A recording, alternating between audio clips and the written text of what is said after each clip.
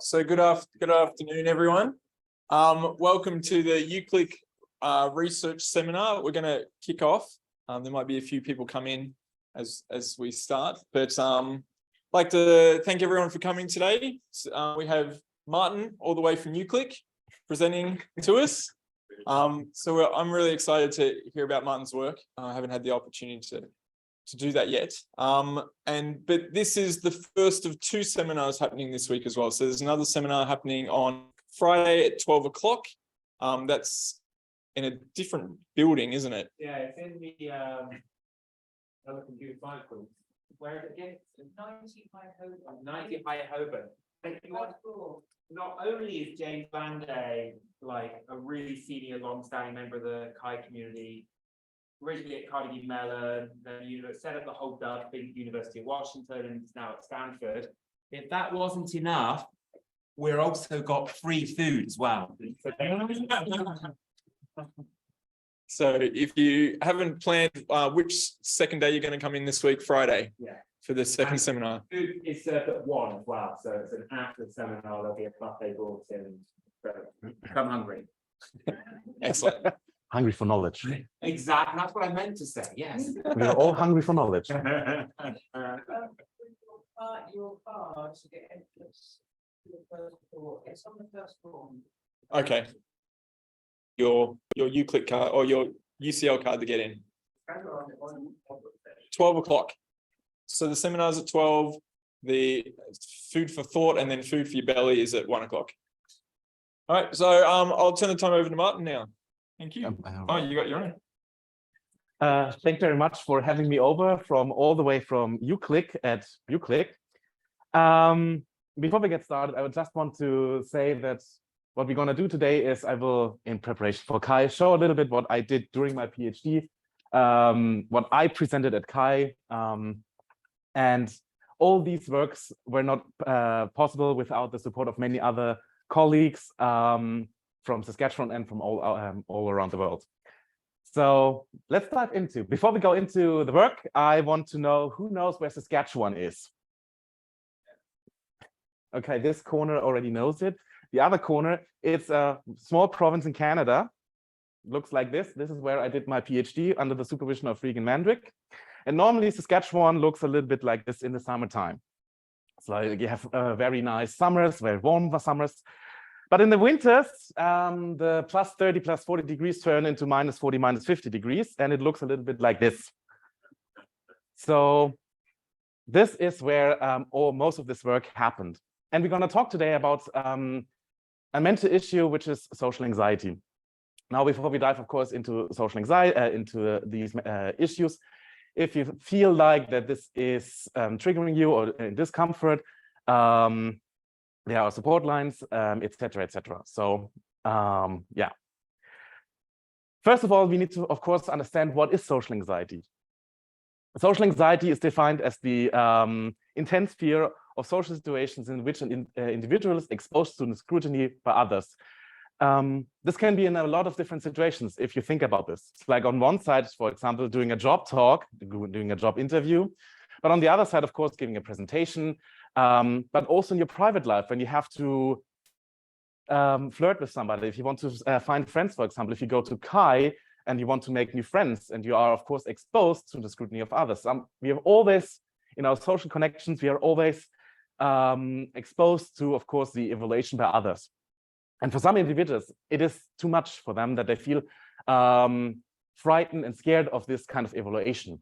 And if you go back to where social anxiety comes from, it is a very ancient anxiety. If you go back into the Stone Age times, what do you think was the most dangerous thing? Was it A, eaten by a lion, or B, being expelled by the group, or C, climate change? A. Who says A? Who says B? C? Correct, team B and a little bit A. So also C, but that's another issue. The important thing is us as humans, we are very deeply connected as social creatures. So we want to be part of a group.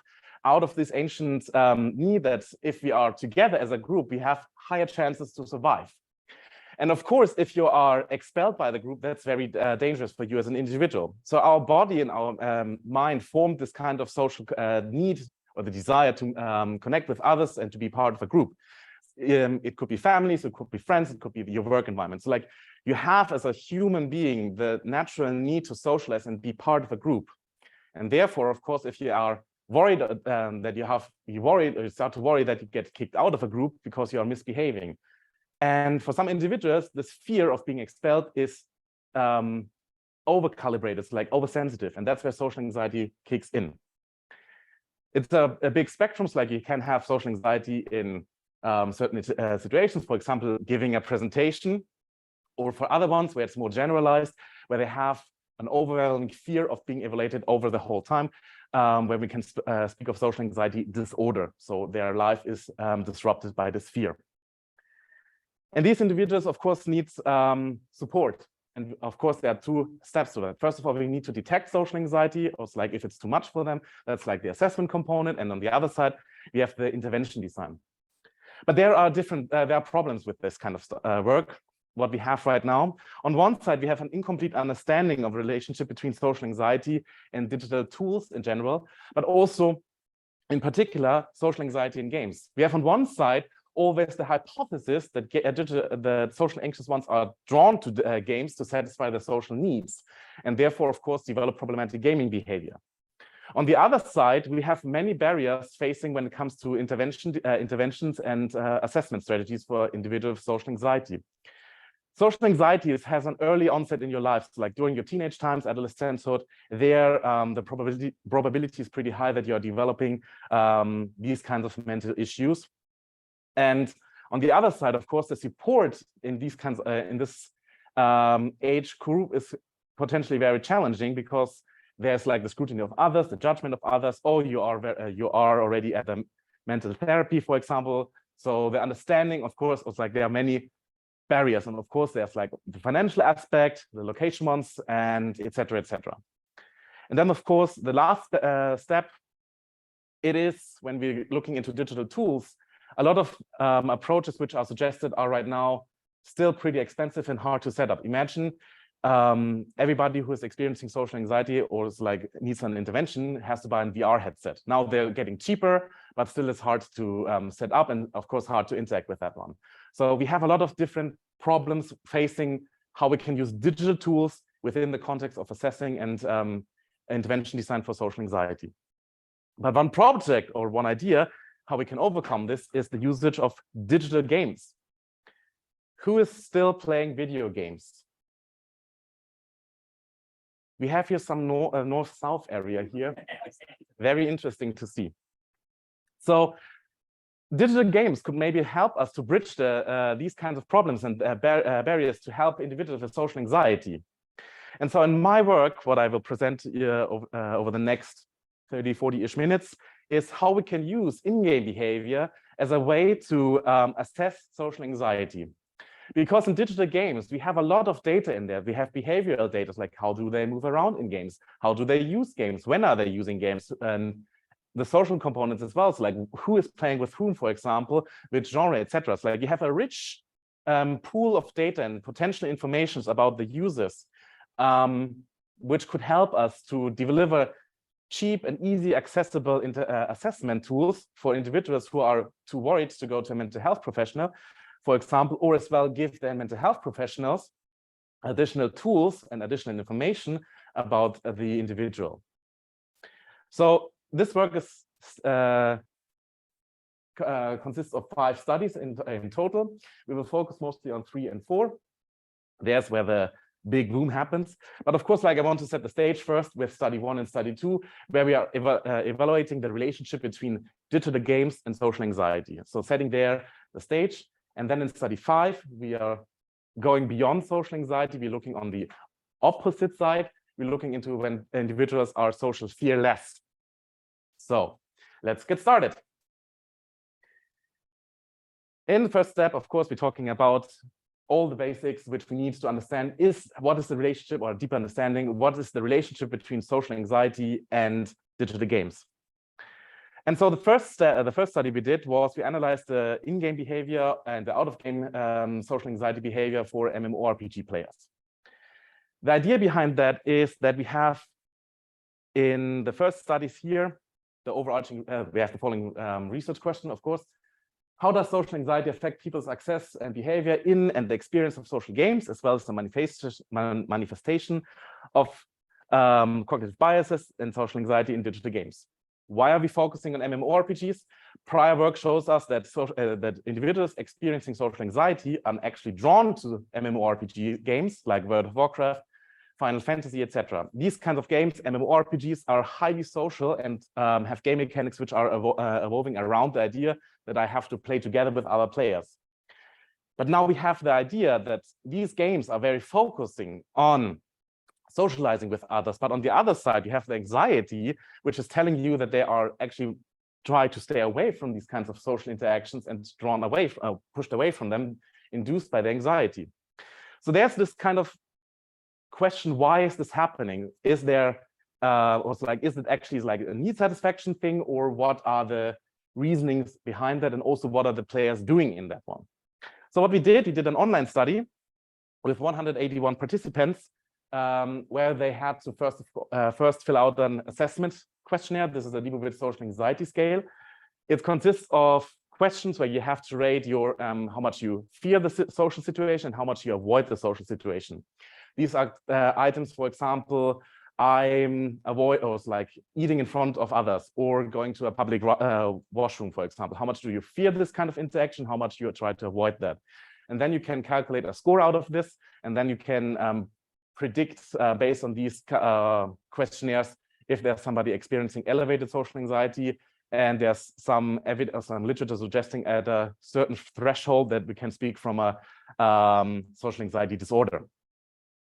The second step, what we did in this work, was we used this Leibovitz social anxiety scale and adapted that to the gaming context. We adapted the items and looked and replicated these ideas in the gaming context. So, for example, going to the washroom turned into going AFK, or like having an internet disconnect, for example. So like these kinds of social situations mapped into the context of MMORPGs.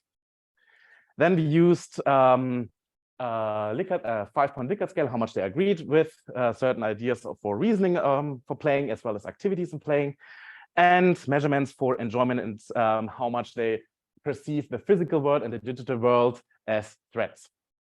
We don't have the time to go much deeper into the details, but what I want to highlight here is this correlation.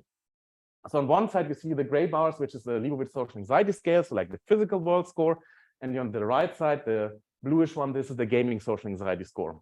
And if you now do a linear relationship between them, we can see that there's this linear relationship between them. And the interesting aspect here is you can have, of course, social anxious ones which are experiencing only physical social anxiety, so like going up here, but don't experience gaming social anxiety, which is what like would be here. So we have here, of course, this group of individuals who are accepting the digital world, or like saying that the digital world is not as fear-inducing as the physical world. But then, of course, you could have the opposite. There are like some outliers, some individuals here who are experiencing more fear in the digital world than in the physical world. It could be also that these ones are just outliers, or somebody who didn't read the questionnaires correctly. The summary of this work is basically what we saw is that players with physical world social anxiety are likely to experience also game world social anxiety. So there's a translation from the physical world social anxiety into the gaming world. The second step is that we saw players with social anxiety find it easier to connect with others in games, perceive the game world as less broken, so easier, less accessibility issues, and they feel more socially competent during the playtime than in the physical world. Of course, if you look into digital games, you have less social components. Like we only have channels like I can use the chat, I can use emojis in most of these games.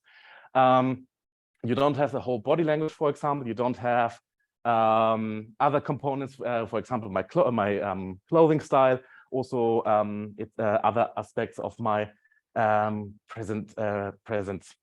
On the other side, we have, of course, players with gaming social anxiety are more likely to avoid challenging tasks and social activities, similar to what we saw in the physical world with social anxiety, that they do the similar one also in the digital world. So we see there the parallels between physical and digital world, allowing us to go deeper and look into how we can use games or in-game behavior as a way to measure or assess social anxiety. And the last part, which is also very important, I would say, is the players with or without social anxiety are all thinking that the digital world is less threatening than the physical world. So they are aware of that they are in the digital world and not ignoring the physical world. Building on this on these results, we're going into the next step. We're looking into how game mechanics are affecting social anxiety, the experience of social anxiety. We're looking into a very very popular game mechanic these days, which is like the avatar customization.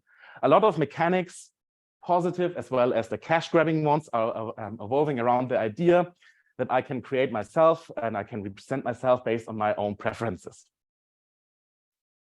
So we ask ourselves in this work, does the self-representation in games affect the experience of social anxiety in a gaming task? So this work started, this work was done during a certain pandemic. And this is how certain aspects in our physical life looked like. And this is basically what we used as a gaming task. We asked participants to go in the virtual store and buy toilet paper. And toilet paper was out of stock around the world. So it was, of course, a double challenging task for them. So the basic idea was, on one condition, we have players who are having a predefined avatar. And on the other side, we have a customized avatar. So, and then both have to go into the shop and buy toilet paper. The task looked like this. We asked them to rate on a scale from 0, not at all, to 100, extremely, how much they rate the expected fears, like how much they expect to fear the upcoming situation that they have to go into this game and buy toilet paper. Then they have to approach the clerk, so it looks like this. And then the clerk asks them, oh, hello, you're buying a lot of toilet paper. How many rolls are you buying? They have to enter how much they want to buy. So here they have how much they're buying. Then the clerk is judging them and saying, oh, this is a lot of toilet paper, but we're giving you a personal discount. And then they see the basic price, they see a discount for 9%, and then they have to answer this math riddle in a given time. As you can see here already, we have here the idea of simulating an audience. We have, first, they are not aware of our player. The player is approaching, the clerk is saying, oh, you're buying a lot of toilet paper. They're getting the attention, turning to the player. And then the player has to answer the math riddle. And this was a little bit mean from us. They could never solve the math riddle, so they were always negative judged by the other ones. So they answered the math riddle, entered it, and the observers were negatively showing a negative emotion. And also, of course, you see that the emoji is changing to a negative one.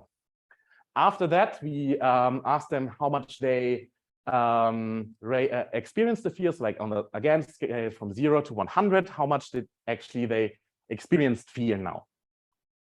And then they had to repeat this 5 times, and then they were debriefed. The highlight of this study is basically this relationship here. So if you, we saw that there's a significant influence of the customization, meaning that they are rating, if they are experiencing more social anxiety, experiencing expected and experienced fear higher in comparison to predefined avatars. Meaning that if they are feeling self-represented in game through the customization, they were asked to design themselves, that they experience also more they rated more experienced and expected fear. These kinds of could give us more insights about how we can use customization to intensify the experience of social anxiety in a task. For example, if we want to implement an exposition task. As you saw, that this kind of game was based on the Trierer stress test, which is a validated social stress test. We just adapted it into this gamified context. So our foundation basically says we show that social anxiety is manifesting in the digital world where we saw that players are that there's a relationship between the physical world social anxiety and the digital world social anxiety. And then that we have that social anxieties of the in-game social anxieties affecting the player preferences, meaning if they are experiencing elevated social anxiety, digital social anxiety, they are likely to show similar behaviors in the digital world as they do in the physical world, at least from their subjective ideas. And then we show already that game mechanics may affect how social anxiety is manifesting in a gaming task. We're moving on now from this aspect and looking into how we can use the in-game behavior as a way to measure if somebody is experiencing social anxiety. This part 2 is basically a merge of 2 studies. The one is the first evaluation study, getting it on the road, and the second one is basically a replication study where we use the same task we find to measure if we can to replicate our findings. The overall research question for these 2 projects was, can we use in-game behavioral characteristics as a way to measure or to assess social anxiety? In the first study, it was basically, again, a movement task or movement game. They were asked to enter the room. There was a stranger standing here. They had to stop here, answer a question about the hairstyle of this NPC. And as you can see, there were 2 conditions. In one condition, this NPC was just standing there, ignoring the other player. And in the aggressive one, or the negative emotional one, this one started to look aggressive towards you, and always starting to stare at the player. So, and then also we had here again the idea, we tricked them and say, okay, there are other players now watching you. So there was this random assigned ID that some other players are watching them. And as you can see, we had here different ideas for the measurements. On one side, we were curious about if the movement around the player is affected by social anxiety, how much they walk around the NPC, so like minimum distance, so like are they trying to stay as further away as possible? How much time do they how much time they spend in the task? Are they trying to escape as fast as possible, or are they focused on the task? Target error in this version of the task, they had to stand on a certain point close to the NPC. And the idea was basically if there's like a conflict between them, that they want to perform good in the task, meaning that they have to stand on the point, which is close to the NPC. But on the other side, this is in conflict with their anxiety because some stranger is standing there and they would violate their social space in the digital realm, meaning that they want to stand further away. We know from social anxiety in the physical world that individuals with social anxiety experience or show show an estimation bias, distance estimation bias, meaning that they rate the distance, the comfort distance to somebody else further away. Meaning if a social individual says 1 meter to another person is actually 1.30 meters, for example, not the direct numbers, but it's like this idea that they are misjudging the distance to some other person, and they want to, of course, want to stay further away. And now the question is, is this behavior also happening in the digital realm? In study 3, we had here a 2x2 design. On one side, we had the camera perspective manipulated. So either they were in first person, so they saw their body if they looked down, but basically were the person. And then third person, they looked on their avatar from back of their shoulder. And then again, from study 2, we used the avatar customization. Either they could define themselves, or we gave them one avatar. In this online study, we had 116 participants divided into 4 groups, and each participant had to run 48 tries because we had 3 emotions, like one aggressive NPC, no NPC, and neutral NPCs. Then we had 2 sides, on the left side or on the right side, and then 2 distances, like how close were they to the NPC, and of course repetitions.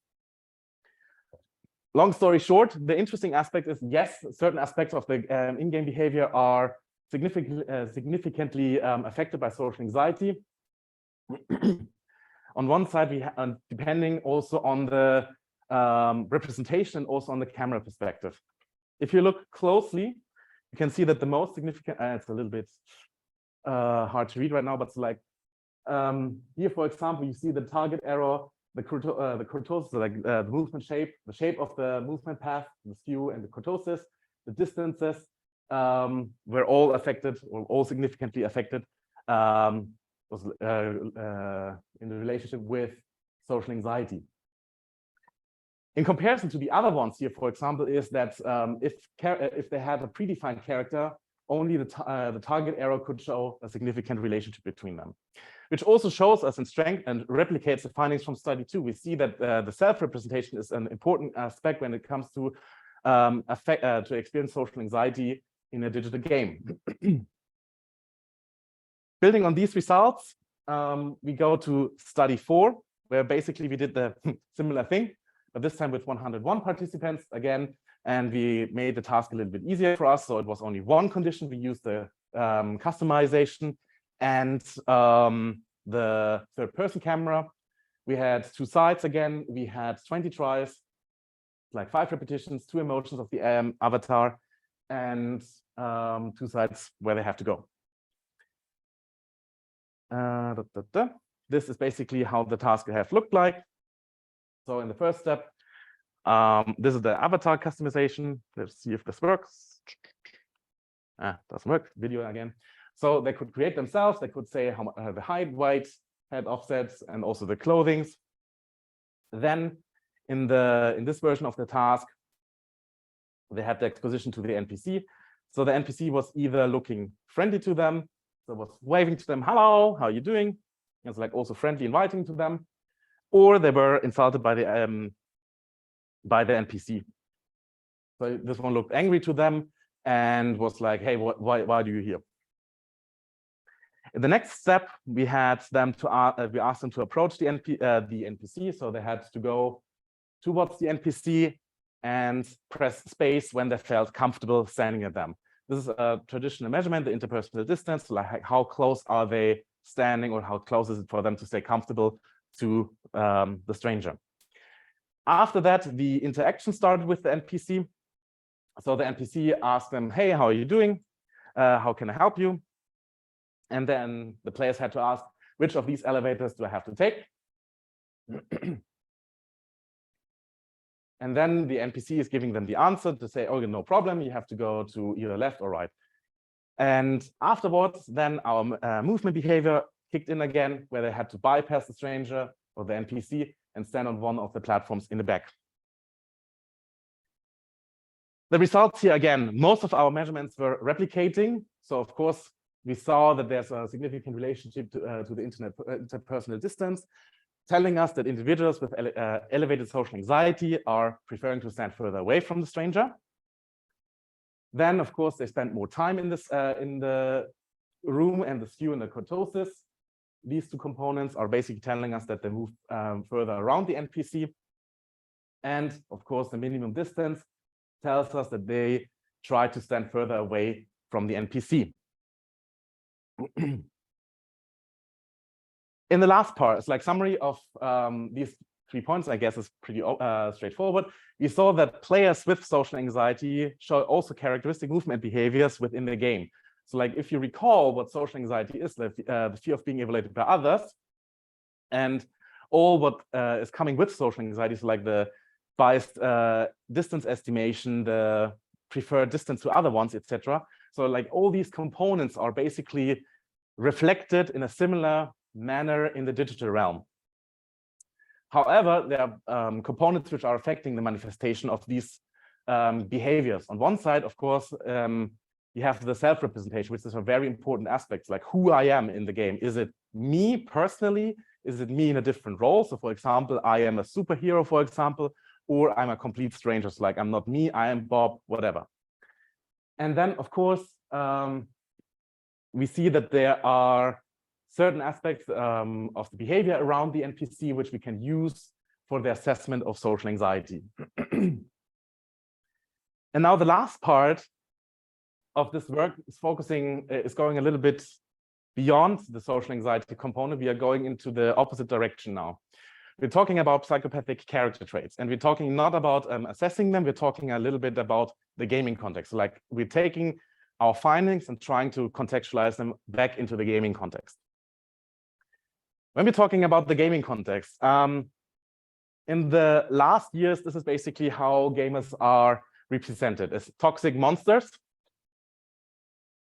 flooding all the gaming communities.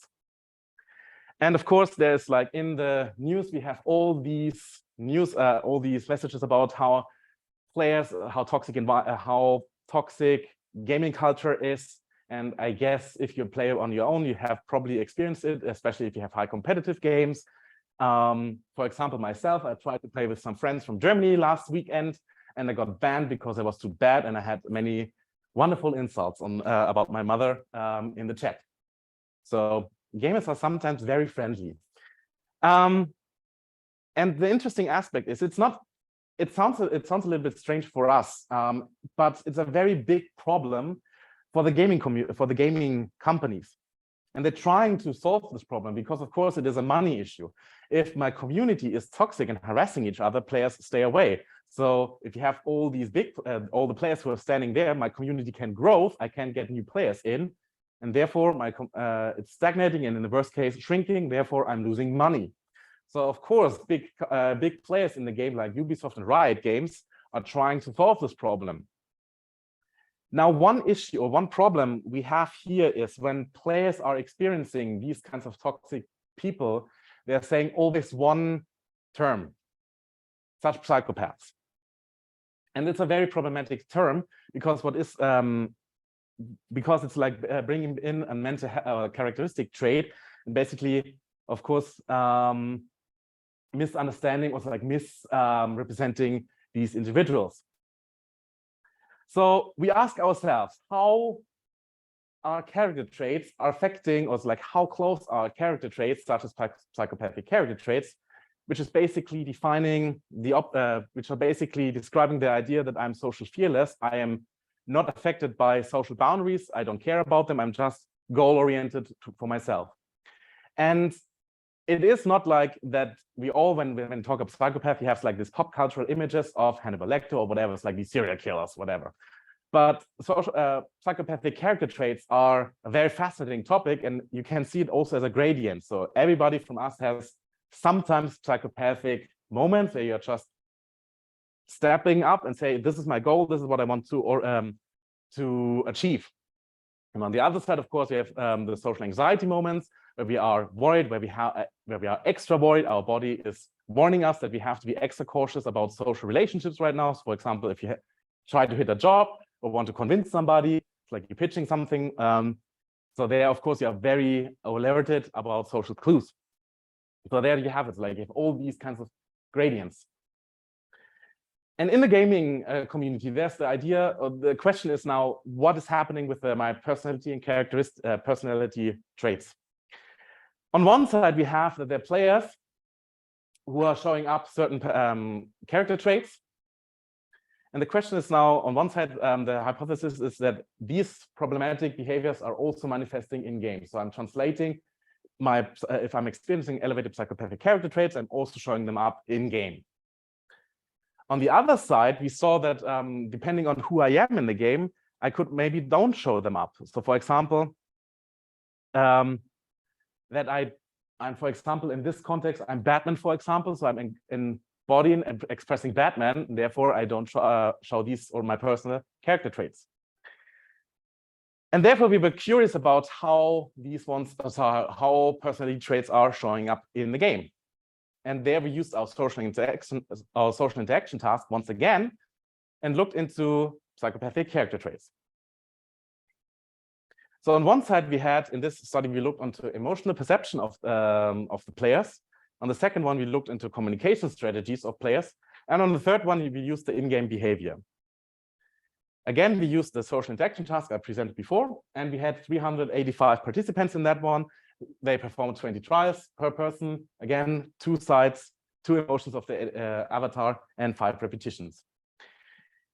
In this experiment, we didn't use the Liebowitz social anxiety scale to measure social anxiety, but we used the triarchic psychopathic measurement, the TRIPM. This one is basically measuring, or like, again, a questionnaire where you can rate on a scale from 1 to 5, how much I'm agreeing with certain aspects. And this one, the older version which we used here, this is like dividing psychopathic character traits in 3 aspects. We have meanness, we have boldness, and disinhibition.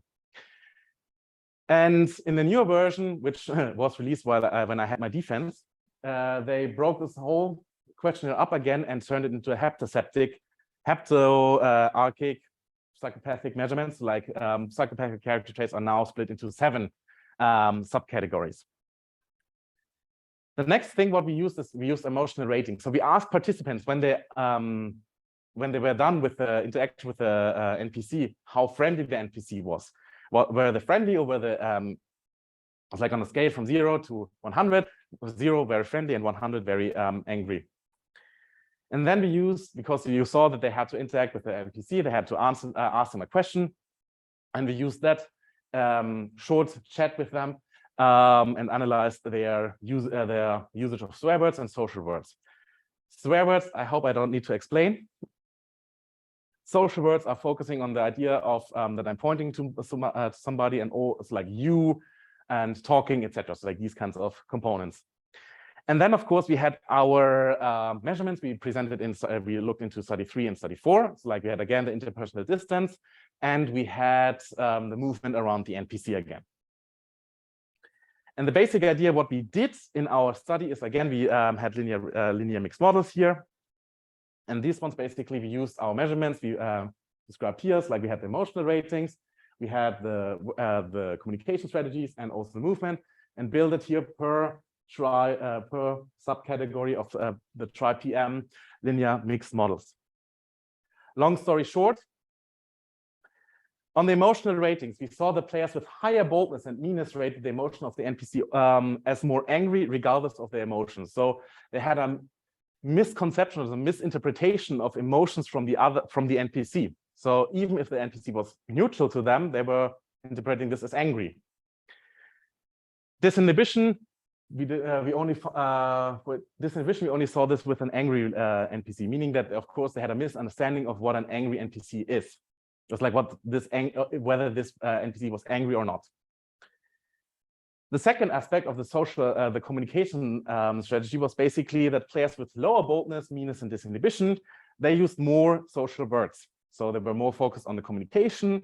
And while players interacting with an angry PC, higher boldness meant also that they used more swear words, which was very interesting to learn new swear words during this interaction or this analysis. The interesting thing is what we see here is basically that players who felt more bold or rated themselves as more bold also show, of course, more bold behavior already in the communication strategy. And now the final step is, again, we're looking into our movement behaviors, where we found that basically the interaction, the movement behavior around the NPC. First, we looked into the interpersonal distance, so like when did they stop in front of the NPC? And we see with increased boldness, both the neutral or an angry NPC players started to stand closer to the NPC. With meanness, we see that there's an interesting behavior that only in the when the NPC was angry to them, the players started to violate the social space around the NPC.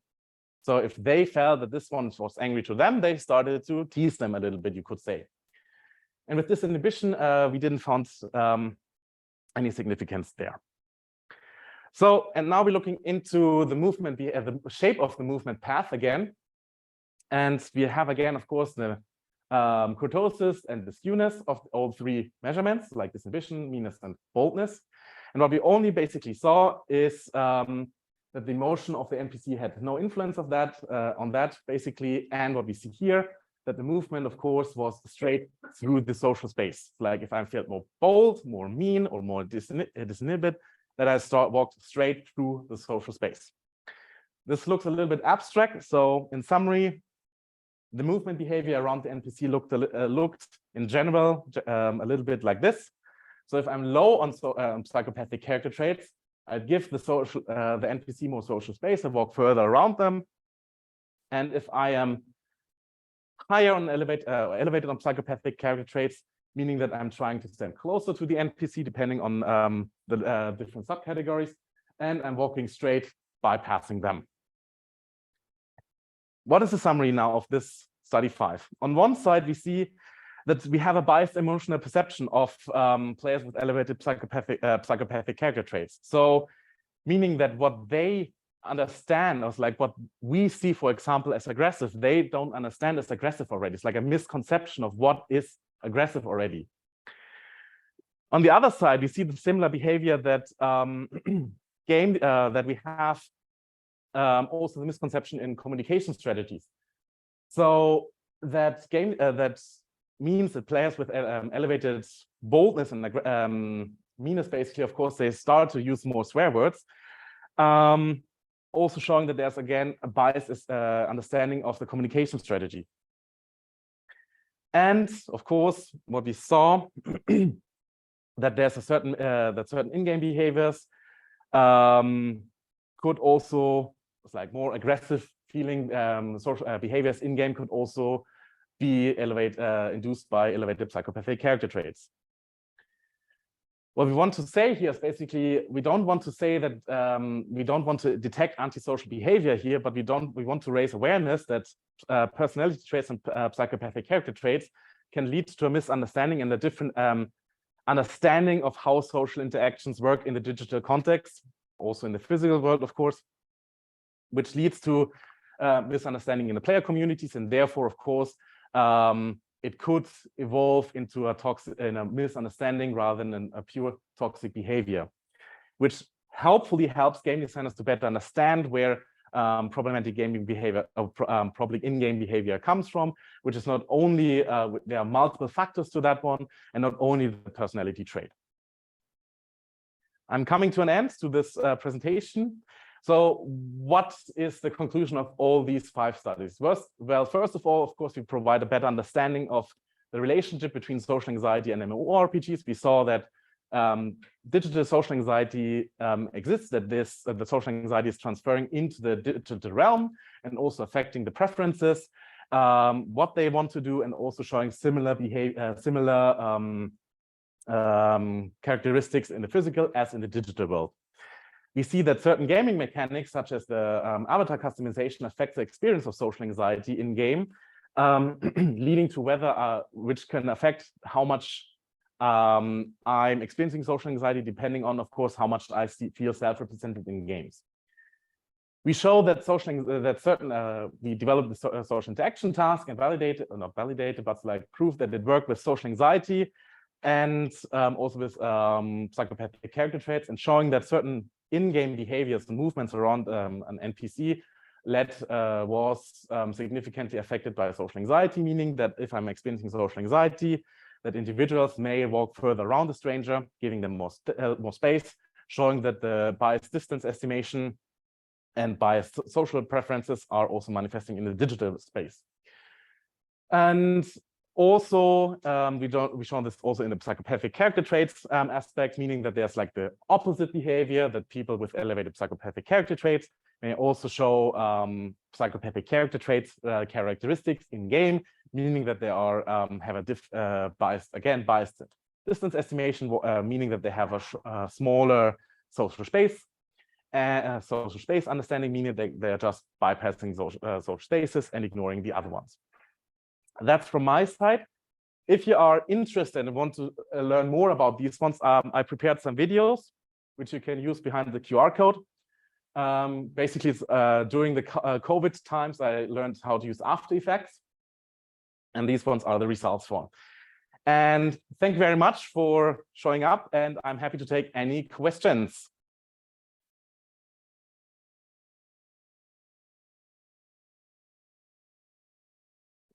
Thank you so much, Martin.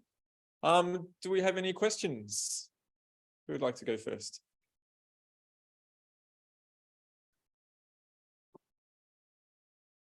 It's a great presentation. It's very good, interesting. And I have a question about okay, sorry. Okay, you have an NPC, you have a participant, and does the NPC view has some behavior dynamics based on the human behavior? For example, the NPC with the emotion, the angry or not angry. But this time, if I'm a participant, I know even I do the different response and the NPC never change behavior, I will think I can't do anything, right? Do you think Also, like basically yeah. when the illusion breaks that this is not a player, but it's like that there's like no changing behavior, that this is basically it's like always the same behavior. Okay. So is that the question? Yeah, it's great. Yeah. So basically, yes, this is a very important aspect when it comes to this assessment, and that's like where I want to look further into the understanding of this NPC. So we used all the time this idea that this is a stranger or another player, like with all these observer, blah, blah, blah. It's like these tags, like in public games. But the interesting aspect is that there is evidence, for example, that if that even not as humanoid characters can already induce social anxiety. So, for example, in other studies, they show that even like comic characters may already induce social anxieties, like depending on the social situations.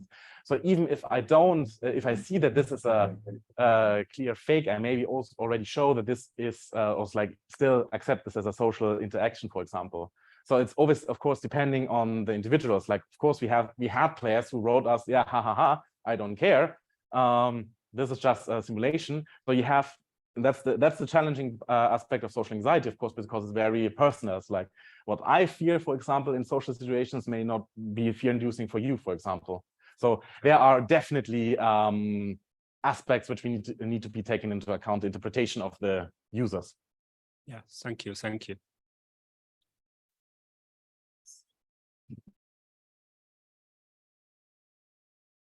A really cool presentation. I was wondering, and apologies if you mentioned this and I missed it, but did you do any interviewing and controlling for your participants' background playing games, like what types or what quantity? Because I imagine someone more experienced might be bolder, you know, if they're used to playing RPGs. And I have just a second quick one, that if you could do one of these studies or a similar study with an existing game that maybe looked at like patterns of behavior, like conserving all of your resources until the end of the game and never even using them or something like that, which is kind of a joke of social anxiety while playing like really long RPGs. Which game would you pick, or do you think that could ever be possible to do like a real world game? That's a very interesting question, because let's start with the second one first. So what I was thinking is I would probably go back into MMORPGs like World of Warcraft and stuff like that, because there's like the most social situations are happening there. We could also look into games, for example, like single player games where you can say, okay, there is the probability. I mean, there's more clear data because like they can control more, of course, like depending on the strategy right now. So, like if we would have all the time and all the resources and all the money to do that, I would say let's go into social interaction, enrich social interaction ones, because there we saw from prior work that individuals with social anxiety are actually more drawn to MMORPGs. So I would look into these ones. I would avoid games which are very performance heavy. It's like, for example, it's like shooter games and stuff like that, where you say, because that's basically where they probably not show up, because they are already either bullied out, because there's like fear of or they were just not interested in that one. To the question 2, we ask them how much they identified as a player, and so like basically use these ones as well as a way to see if they see themselves as gamer, how familiar they are with games, etc. So these ones were induced, but yes, what I would do, what would be interesting is basically like how much they identify with certain genres, for example. Say if they see themselves as MMO players, for example, was like look also deeper into the gaming communities, like how much are they, for example, in a guild? Do they use social social functionalities like chats, communication strategies, etc. These kinds of things. I hope this answered the question. Thank you, Martin. I just wanted to ask, well, for my clarification, again, you might have said this. My understanding was that you were using the parameter of distance as for an assessment of social anxiety rather than, so you already knew someone was socially anxious, or was there a diagnostic element? And if there was a diagnostic element, this is essentially digital phenotyping. Is there anything that could allow you, or enable you to draw conclusions about anxiety as opposed to something such as depression? Interesting question. So what we used is always in this in this measurement, we had always the question as a Leibowitz social anxiety scale for them to rate themselves, and then we used these scores and had the linear relationships between their movement behavior and this particular social anxiety score. The problem what we have right now is because of course social anxiety, there's a huge comorbidity with depression, for example. We maybe could use this kind of behavior as well, but the question is, like, right now we only focus on social anxiety, and there's like, I'm sure that there are many overlaps, because of course like social anxiety may lead to the depressive behavior because I'm experiencing too much social anxiety. So, or not too much social anxiety, but it's like falling into the depression hole induced by social anxiety.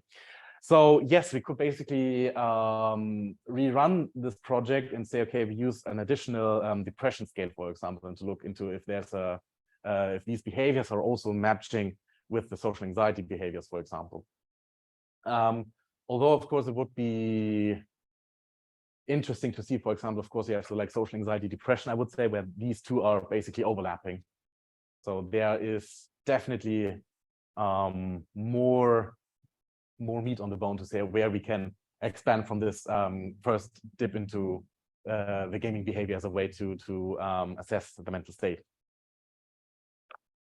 Did this answer the question, or do you have any follow-ups?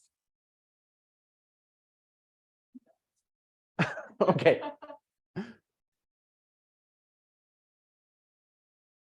Thank you, Martin. I wanted to ask about the customization of the avatar. So what was it like to look at the preferences that the participants would come up with? And then was there any correlation between that, the selections around those customizations and the movement patterns?